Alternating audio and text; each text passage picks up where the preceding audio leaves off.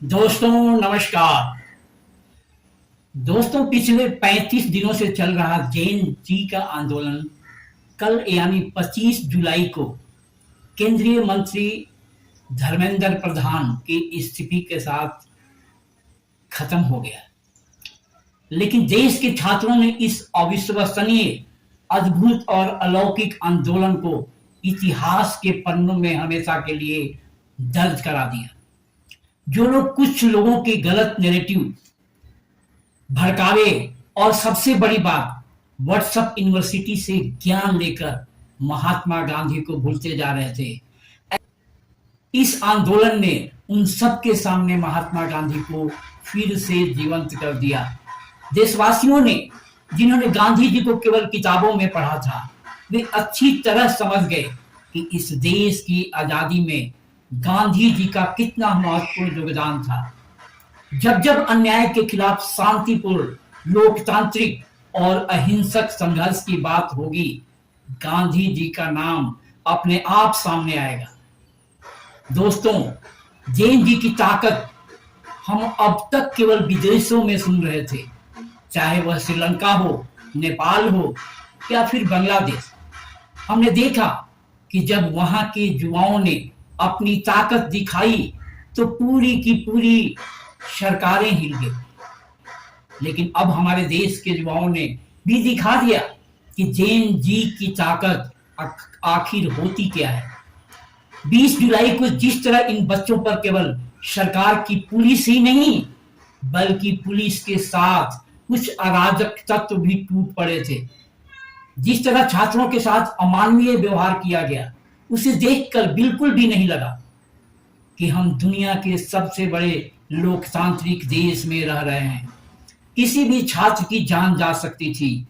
कितने छात्र तो अपंग हो गए, किसी की आंखें चली गई, किसी का पैर टूट गया। लेकिन गजब हुआ दोस्तों, इस प्रताड़ना से बच्चे टूटे नहीं, बल्कि दुगने तिगने उत्साह के साथ फिर से जंतर मंतर पर डट गए। और तभी एक ऐसी मुहिम शुरू हुई जिसने इस आंदोलन को, जैसा कि मैंने शुरुआत में कहा, अविश्वसनीय, अद्भुत और अद्भुतार्थ बना दिया। सिर्फ कॉलेज के छात्र ही नहीं, बल्कि 9-10 साल के छोटे बच्चे, 12-13 साल के बच्चे, यहाँ तक कि गोद में बच्चे लिए माता पिता भी अपने बच्चों के आग्रह पर जंतर मंतर पहुंचने लगे। यह दृश्य केवल एक आंदोलन का नहीं था, बल्कि एक जागते हुए समाज का था। उधर सड़क पर आंदोलन चल रहा था और इधर संसद के अंदर और बाहर विपक्षी दल इस आंदोलन को नई ऊर्जा देने लगे। यह दृश्य साबित कर रहा था कि भारत वास्तव में दुनिया का सबसे बड़ा लोकतंत्र है, जैसा कि हमारे माननीय प्रधानमंत्री विदेशों में जाकर अक्सर कहा करते हैं। राहुल गांधी ने जिस तरह सड़क पर मोर्चा संभाला और अखिलेश यादव जिस तरह संसद में गरजे, वह एक स्वस्थ लोकतंत्र की झलक थी। और दोस्तों, आपने एक ऐसी महिला सांसद को भी देखा जो सामान्य दिनों में संसद में अपने पति के पीछे अत्यंत सौम्यता और शालीनता के साथ चुपचाप बैठी दिखाई देती थी।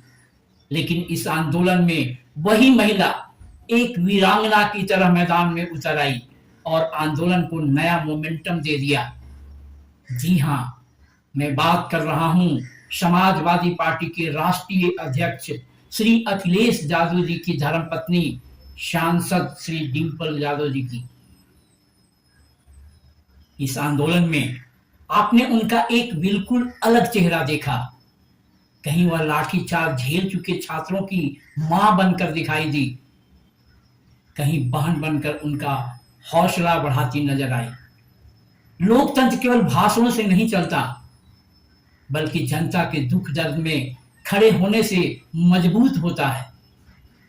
दोस्तों, सरकार ने जब सोनम वांगचुक का आंदोलन समाप्त कराया तो शायद उसे लगा कि अब छात्रों की रीढ़ टूट जाएगी। लेकिन जैन जी तो जैन जी ठहरा। एक बार ठान लिया तो पीछे मुड़कर देखने वालों में से नहीं था। अभिजीत आंदोलन का नेतृत्व कर ही रहे थे, लेकिन अगर हम इस लड़की का जिक्र न करें तो यह पूरा विश्लेषण अधूरा रह जाएगा। मैं बात कर रहा हूं नेहा, जी हाँ, जेएनयू की पीएचडी छात्रा और ऑल इंडिया स्टूडेंट्स एसोसिएशन आयसा की राष्ट्रीय छात्र अध्यक्ष।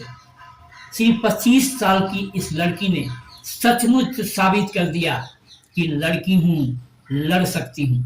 इसने 23 दिनों तक अनशन करके इस आंदोलन को मजबूती दी।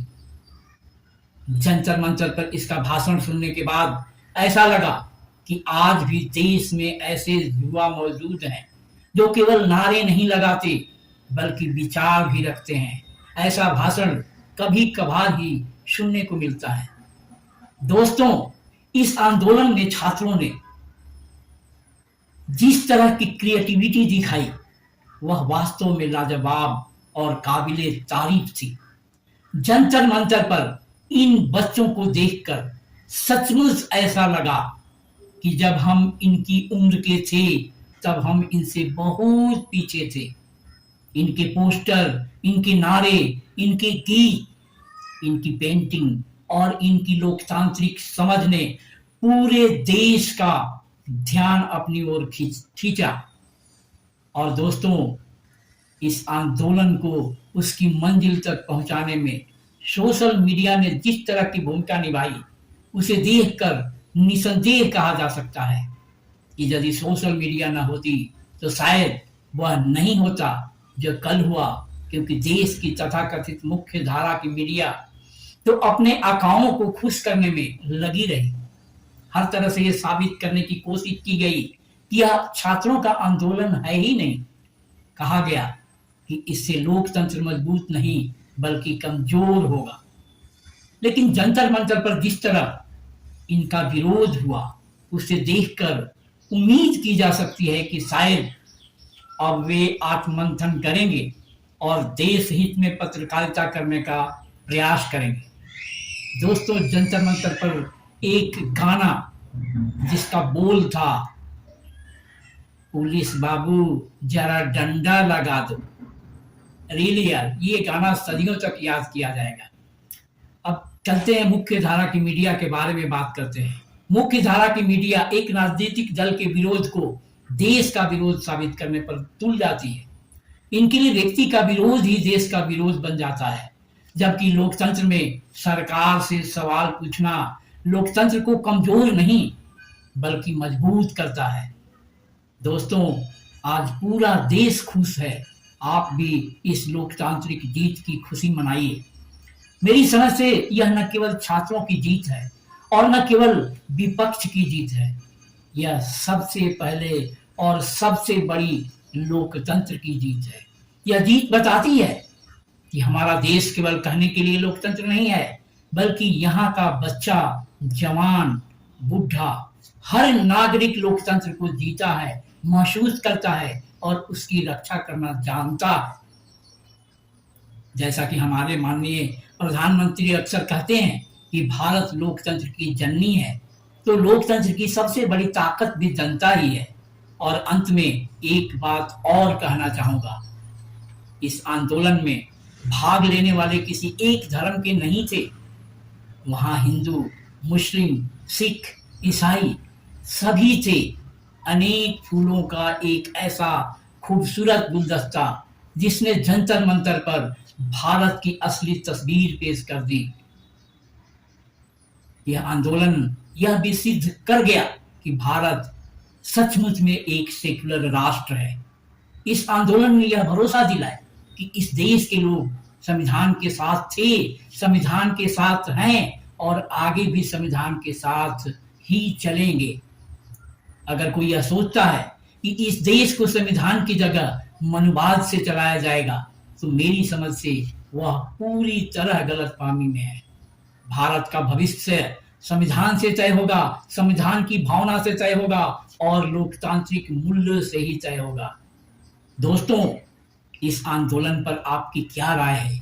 क्या आपको भी लगता है कि यह केवल छात्रों का आंदोलन नहीं बल्कि भारतीय लोकतंत्र, भारतीय संविधान की एक बड़ी जीत थी? कमेंट करके अपनी राय जरूर बताइए। अगर आपको यह विश्लेषण पसंद आया हो तो वीडियो को लाइक, शेयर और चैनल को सब्सक्राइब करना मत भूलिए। चलते चलते आपके लिए लगा के जा रहा हूँ बिहार वाला आंदोलन, यानी बिहार के छात्रों का आंदोलन। तो मजा लीजिए। तब तक के लिए जय हिंद, जय संविधान, जय जैन जी। बिहार का प्रोटेस्ट जब मैं देख रही थी तो मेरे जहन में एक डायलॉग आया, दिल्ली की सड़कों पर जो जुल्म किया गया है उसका बदला पटना की सड़कों पर लिया जाएगा। भाई बिहारियों ने जो जो ना प्रोटेस्ट में किया, ऐसा लग रहा था पुलिस इनसे पनाह मांग रही है। मतलब पुलिस ने इनको कंट्रोल करने की कोशिश किया बैरिकेड लगा के। भाई लोग बैरिकेड लेके चले गए। उसके बाद पुलिस ने रस्सी से कंट्रोल करने की कोशिश किया। ये टग ऑफ वॉर चलने लगा, उधर पुलिस खींच रही है, इधर स्टूडेंट्स खींच रहे हैं। इससे भी मन नहीं भरा। बताइए, कहते हैं पुलिस से कहते हैं कि टीयर गैस और वाटर कैनन का इंतजाम है ना, गर्मी का दिन है, वाटर कैनन में प्रोटेस्ट करते हुए मजा। भाई साहब टीयर गैस की व्यवस्था नहीं है, कुछ व्यवस्था आप लोग नहीं करेंगे। वाटर कैनन का पानी उनी भी नहीं। और दिल्ली पुलिस का चेहरा देखिएगा, पटना पुलिस का चेहरा देखिएगा, हालत ख़राब है। एक जगह जैसे दिल्ली में जंतर मंतर के अंदर स्टूडेंट्स को बंद कर दिया गया था, वेल्डिंग लगा के बैरिकेडिंग करके। पटना में कोशिश किया गया कि गांधी मैदान के अंदर बंद कर दे। भाई लोगों ने गांधी मैदान का दरवाज़ा तोड़ दिया। ऐतिहासिक गांधी मैदान का, जहाँ पर बड़े बड़े सम्मेलन हुई, सभाएं हुई, उसका दरवाज़ा तोड़ दिया इन लोगों ने। अब इसको देखिए, कहता है टीयर गैस छोड़ा गया, कभी टेस्ट नहीं किया था, बहुत बढ़िया माल है। एवरीबॉडी, आज मेरा ही गलती हो गया। आंसू गैस फेंका था पर कभी टेस्ट नहीं किया था कैसा होता है, जाके खुद घुस गया धुआं में। बड़ी कड़क माल है गाइस, 0% इथेनॉल मिला है यार। एकदम ये स्किन भी लहर रहा है। फिर नहीं